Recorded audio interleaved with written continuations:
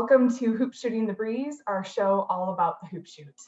Each month, we catch up with past participants, volunteers, and other friends of the Hoop Shoot program. I'm McKeon, and joining me today is the Gray family, Hoop Shoot and Service Scorecard participants from Derby, Connecticut. Welcome, Gray. Hello, thank you. Hi. So we have Linda, Shay, Mac, Quinn, and Mike joining us today. Again, thank you for joining us. But before we get started, we have some winners to announce. So we are now in our 4th month of the Service Scorecard. So we have our December winners, and we've switched it up a little bit this month. So instead of doing a registration raffle winner, we are raffling out prizes to the individuals that have posted on social media this month. And I'm really happy to announce that our first winner of the social media raffle is actually with us today, and it's Quinn Gray. Congrats, Quinn. What a surprise. Our Service Scorecard winner, the winner of the $100 donation to a charity of their choice, from Arizona and a past national finalist, is Baron Silsby. Huge congrats to Baron. A huge thank you to everyone that submitted a completed scorecard or just the projects that they did this past month. We love seeing your submissions, and all of you will receive some Hoop Shoot swag in the mail. So without further ado, let's get started on the interview. So we know that Shay is a 2020 Connecticut state champion. But has anyone else in the family participated in the Hoop Shoot? Yes, I competed in the Hoop Shoot contest last year. I also competed last year, and it was our first year. It was everybody's first year in 2020. Oh, wow, that's awesome. And, you know, Shay, for you to get to win the state contest, how did that feel? It was a great honor, and since it was our first time, it was just new to me, and I was surprised that I made it that far. That's incredible. And, you know, how did you guys get started with the Hoop Shoot? So our local Elks Lodge would send flyers out to our schools, and it was inviting kids to compete in the contest. And I would always shoot in my front yard, shooting foul shots all the time. So I asked my parents if we could try it out to see how we would do. And Mac and Quinn decided they wanted to go too, so we all entered together. That's awesome. That is so cool. And Mac and Quinn, how far along in the contest did you guys get? I made it to the state round. I finished off in the first round. I mean, I still won the 3rd place trophy, but there were only 3 people. Well, that's incredible. And it gives you, you know, some motivation to try again, you know, in the future, which is cool. I'm ready to. I know what to expect now. Yeah, absolutely. And we see that a lot in the Hoop Shoot as people try for the first, you know, their first Hoop Shoot. They make it through the lodge contest, and then, you know, they're kind of, we say, bitten by the Hoop Shoot bug, and you come back and you do more and more. So that's incredible. It's really cool to hear from you guys on how that's got started in your family. And this is kind of a question for all of you. I know you just started with the Hoop Shoot, but do you have any, you know, particularly memorable experiences that you've had so far while competing in the Hoop Shoot? So for me, it would be winning the state champion and moving on to the regions, because it was very exciting. And also getting to travel to Maine was also very exciting. Advancing to the state level was exciting for me. It was fun doing it, and also watching my sisters get further and farther into the Hoop Shoot. Yeah, absolutely. And you know, I never competed in the Hoop Shoot, but I can just imagine, you know, for your first contest, just like that experience, and just, you know, picking up something totally new, which is such an incredible thing in itself. So that's really awesome. Yeah. So I'll chime in too, if that's okay. From Absolutely. Just speaking from, you know, a parent perspective, there are several things actually that come to mind. First, I would say, you know, the opportunity to see all 3 of my children competing, having fun, being kids, cheering each other on, that was special for me as a parent. Seeing the girls advance seeing their self-commitment to practice and knowing that it was vital to them advancing. And then I would say, you know, the gift of present and focused family time that participating in the hoop shoot brought about, whether it was at the local, the district, the state competitions. They each provided us with an opportunity to be together as a family, and especially the regional competition. I would say, even though you know, it didn't take place due to COVID, we had actually already traveled and arrived at the regional site in Maine before it was canceled. And I think that oftentimes it's on those types of road trips where some of, you know, the greatest or pretty good memories tend to be made. So, and even though it did have to be canceled and it was extremely disappointing at the time, you grow, I believe, from experiences like that, from disappointments. You learn from them. And I think it does make you more resilient, you know, going forward.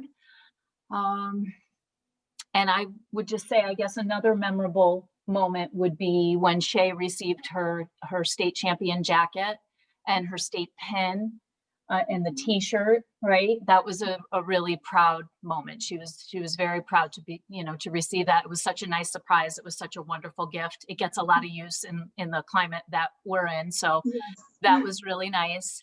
And then last but not least, we, before we actually left Maine, for the day, we took the time to drive out to the famous Portland Head lighthouse.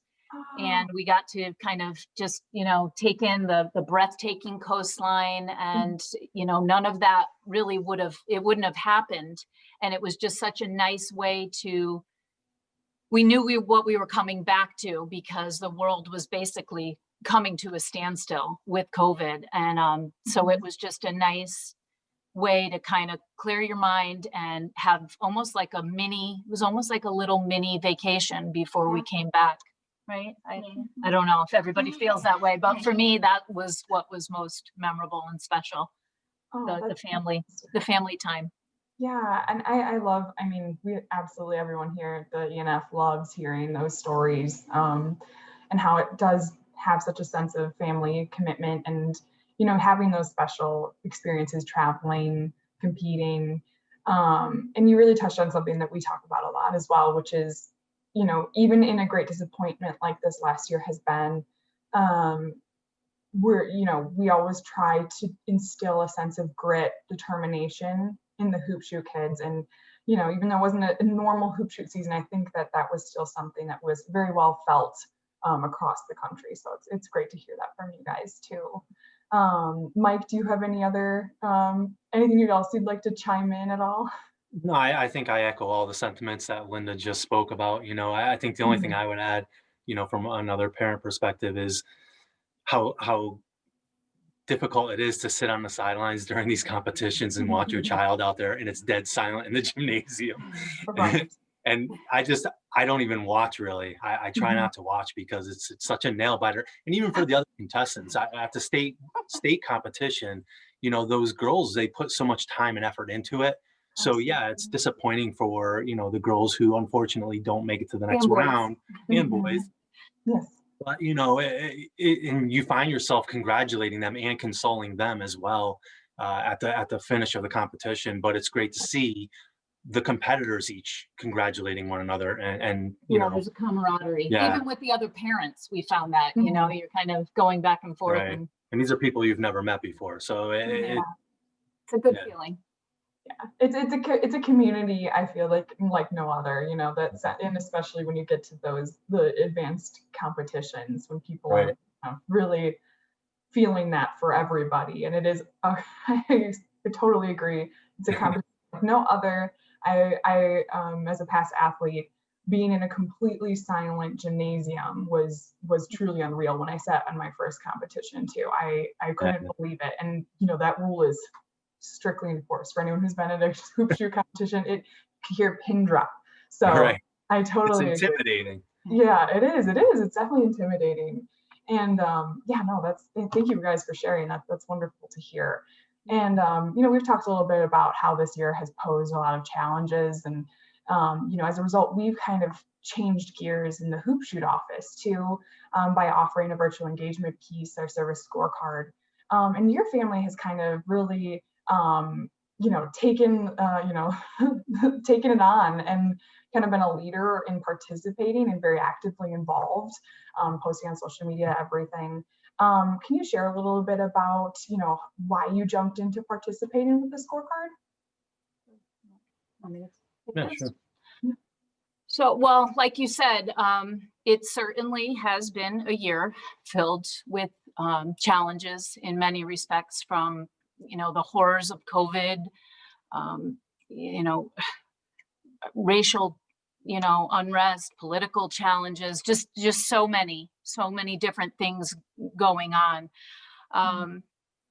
You know, taking part in the service scorecard, we really felt like it was an opportunity to bring some positivity, you know, amidst the struggles, and feel like we were at least making an effort on our part in our own little small corner of the world to improve things in any small way that we could, to do good, you know, on a local level, and instill that mentality of when you do a little, it can add up to a lot. Yeah, we felt that, you know, the children are at an age now where they can fully understand the meaning of these projects and the impact that these projects can have.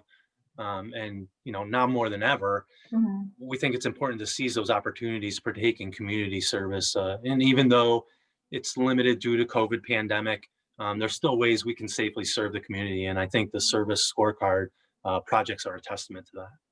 That's awesome. Yeah, absolutely. And that's really why, you know, we got it off the ground is, you know, one of the things that Elks really pride themselves is the spirit of volunteerism that runs through the organization. So to connect that with our Hoop Shoot program, I think has been really important for all of us. And, you know, it's incredible to see you guys kind of just jump right in. So I really, you know, appreciate you guys, you know, doing that. It's incredible to see. And I'm wondering kind of, maybe one of the kids, if you would have any kind of things to share about anyone thinking about participating in some of these projects or taking up the service scorecard in the future. I would say just go with it. It's a fun experience and it will grow confidence in you and you may have a fun time with it. Awesome. That's great. Yeah. I would say that it's fun doing it. And once you're finished and you feel like you accomplished things and you feel like you're giving back to your community. I think it's really good because you can help people in your community and have fun at the same time. Yeah, absolutely. All of those things are wonderful. And yeah, I would echo all of those statements, of course. Can you share a little bit about why service is important to your family? Well, it's always good to help your community because they help you in all different ways. So it's good to give back to them. You want to add to that? Anybody? Anyone else? I think it's just a really good opportunity just to try new things and help people out. That's perfect. Yeah, thanks guys. And I'm just going to open it up. Does anyone else have anything else they'd like to share with us today? Well, I think there's no doubt 2020 has been a glaring example of the worst of times, but through all that, so many people have risen to the challenge and stepped up to help out. And I'm really proud of our children for taking this opportunity to do the same. You know, service has always been important to us. And while I hope we've been participatory in many small ways along the way, there's always more we can do. You know, with the closure of schools and churches and sports programs that came about as a result of the pandemic, you know, we have extra time now to get more involved and to do things for our community. And like I said earlier, now our children are at an age where, you know, physically and mentally, they can become more involved and understand the importance of giving back to the community, and be community minded and know that they're an integral part of making change. With both of us working in education, you know, we know of the disparities that exist within communities, We're keenly aware of those disparities, and we want our children to understand that there are great needs out there, and we want them to understand that people's lives and situations can be vastly different. And that's in wherever there's an area of opportunity to help out.